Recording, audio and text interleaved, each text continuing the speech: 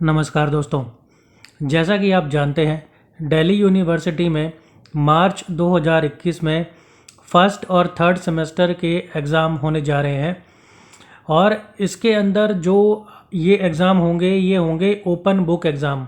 ये तो आप जानते ही हैं। अब इसके अंदर बहुत बच्चों की एक क्वेरी ये आ रही है कि हम आंसर्स को किस तरह से लिखेंगे, जो आंसर शीट होगी वो कैसी होगी, किस साइज़ की होगी, उसका पहला पेज कैसा होगा। तो उन सब से रिलेटेड मैं ये एक छोटी सी वीडियो बना रहा हूँ कि जो आंसर शीट होनी चाहिए उसका पहला पेज किस तरीके से होगा और आगे के पेजेस आप किस तरीके से लिखेंगे। बाकी ओपन बुक एग्ज़ाम से रिलेटेड कि वो क्या होता है, कैसे होता है, लॉगिन लॉग आउट कब करना है, पेपर डाउनलोड अपलोड, क्या साइज़ होना चाहिए, कैसे होना चाहिए, कैसे अच्छे नंबर आएंगे, कैसे आंसर्स लिखना है, उन सब के लिए मैंने एक पहले ही वीडियो बना रखी है, पूरी फुल फ्लैज वीडियो। तो उसका लिंक मैं आपको ऊपर दे देता हूँ, वहाँ से वो पूरी वीडियो देख सकते हैं। अभी इस वीडियो में हम सिर्फ बात करेंगे कि जो फर्स्ट पेज होना चाहिए आपका वो कैसा होना चाहिए।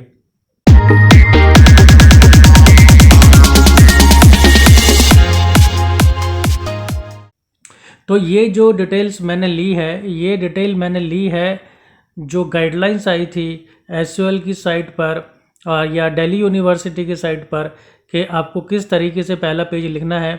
तो वही सेम गाइडलाइंस में से मैंने स्क्रीनशॉट लेके यहाँ पर पेस्ट किया है। तो उसके मुताबिक अगर हम देखें तो जिस तरह से आपको जो शीट लेनी है वो लेनी है A4 साइज़ की शीट। तो पहला क्वेश्चन तो इसमें यह आता है कि A4 साइज़ की शीट लेनी है।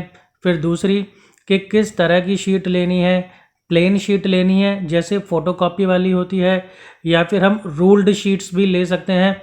रूल्ड शीट्स का मतलब है जिस पर लाइन डली हो, क्योंकि हमें आंसर लिखने हैं तो अगर लाइन डली होगी तो वो हमारे को आंसर्स लिखना ज़्यादा ईजी रहता है। तो देखिए, ये जो लाइन होनी चाहिए या नहीं होनी चाहिए इसके बारे में तो गाइडलाइंस में कुछ भी नहीं लिखा है, सिर्फ ये लिखा है कि A4 शीट्स होनी चाहिए।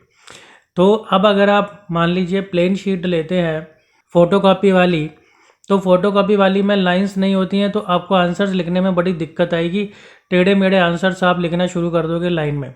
तो मैं आपको सजेस्ट करूँगा कि जो 10-10 के पैक आते हैं, स्टेशनरी की शॉप पे मिलती है, 10-10 शीट का एक पैकेट होता है और वो रूल्ड शीट होती है, उसके ऊपर लाइन डली होती है। तो वो वाली शीट आपको लेनी चाहिए और आपको फ्रंट बैक पे नहीं लिखना है, आपको एक ही साइड लिखना है ताकि जो इमेज है वो अच्छी आए, बाद में इम्प्रेशन ना दिखे पेज के पीछे जो लिखा था उसका। तो इसलिए आप शीट वो लीजिए जिसके एक ही तरफ लाइन होती है, वो शीट लीजिए और उसके ऊपर आपको आंसर लिखने हैं। फिर दूसरा मेन इम्पॉर्टेंट क्वेश्चन कि जो पहला पेज होना चाहिए वो पहला पेज कैसा होना चाहिए। तो जो पहला पेज होगा उसकी फ़ोटो मैं आपको यहाँ पर बनाकर दिखा रहा हूँ। तो सबसे पहले तो आपको ना जो पेपर की पहली शीट है उसके ऊपर टॉप पर आपको लिखना है पेज नंबर। फिर उसी तरीके से हर पेज के टॉप पर आपको पेज नंबर लिखना है, पेज नंबर 1 2 3 4 इस तरीके से। और मैं आपको सजेस्ट करूँगा कि जब आप अपने सारे आंसर्स लिख लें तब आपको पता चल जाएगा कि आपके पास टोटल कितने पेजेस हुए। अब सपोज़ आपने टोटल मिला के अगर आपको 4 आंसर्स देने हैं और 4 आंसर्स देने के बाद टोटल जो आपके पेजेस बने वो 20 बने, तो आप पेज नंबर लिख दीजिए 1/20। फिर दूसरे पेज पर लिखिए आप 2/20।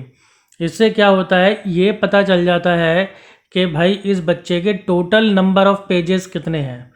तो इस तरीके से अगर आप पेज नंबर लिखेंगे तो ये आपके लिए अच्छा रहेगा।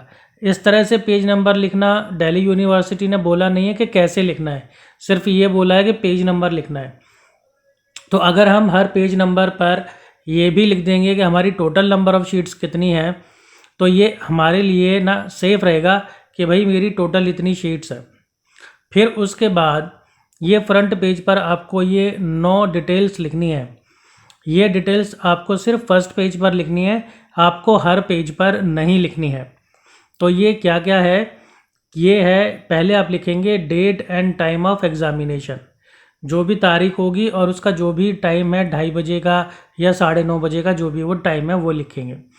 फिर आप लिखेंगे अपना एग्ज़ामिनेशन रोल नंबर, जो कि आपके रोल नंबर पर होगा ही होगा। फिर आप लिखेंगे आपका कोर्स कौन सा है, प्रोग्राम कौन सा है, बीए, बीकॉम प्रोग्राम, ऑनर्स, जो भी है। फिर आप लिखेंगे आपका सेमेस्टर कौन सा है, 1 या 3। फिर आप लिखेंगे यूनिक पेपर कोड। जो यूनिक पेपर कोड है वो आपके क्वेश्चन पेपर पर होगा।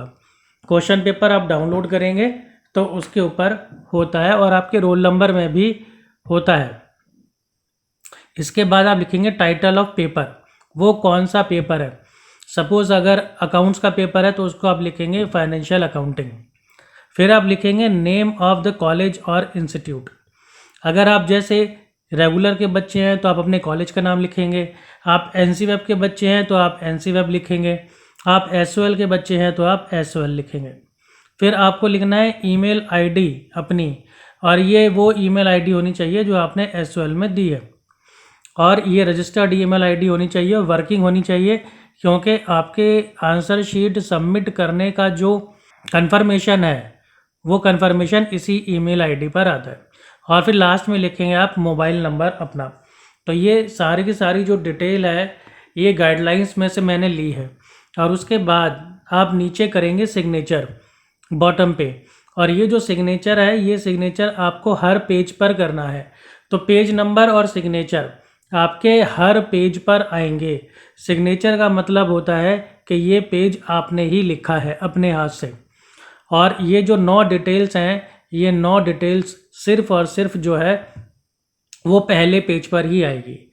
अब अगर आप चाहें तो अपना जो रोल नंबर है, सिर्फ रोल नंबर आप अपनी हर शीट के ऊपर लिख सकते हैं। इससे क्या होगा कि ये पता रहेगा कि भाई वो वाली शीट आप ही की है। ये मैं अपनी तरफ से बता रहा हूँ आपको, ताकि आपकी जो शीट्स हैं वो ज़्यादा सेफ रहे। अब आपका एक सवाल ये भी हो सकता है कि क्या हम इस पहले पेज से ही अपना आंसर लिखना शुरू कर सकते हैं। जी हाँ, आप अपना पहला आंसर इसी पेज से ही आप शुरू कर सकते हैं, अगर आपके पास सफिशिएंट स्पेस बचता है तो। अगर नहीं बचता है तो कोई बात नहीं, आप अगले पेज से कर लीजिए, लेकिन आप पेज के दोनों साइड आंसर मत लिखिएगा, ये मैं आपको सजेस्ट करूँगा। और बाकी आप पूरी वीडियो देखिए, जो लिंक मैंने आपको दिया उसमें मैंने पूरा OBE की सब कुछ बता रखा है, आपको पेपर कैसे करना है। और कॉमर्स से रिलेटेड अगर आपको ओपन बुक एग्ज़ाम में किसी भी तरह की हेल्प चाहिए तो आप दिए गए नंबर पर कांटेक्ट कर सकते हैं, आपकी पूरी मदद की जाएगी। हमने पिछली बार भी ओपन बुक एग्ज़ाम्स कंडक्ट कराए थे। और इस वीडियो को जितना हो सके मैक्सिमम शेयर कीजिए, जुड़े रहिए चैनल के साथ। मिलता हूँ मैं आपसे अगली वीडियो में। धन्यवाद।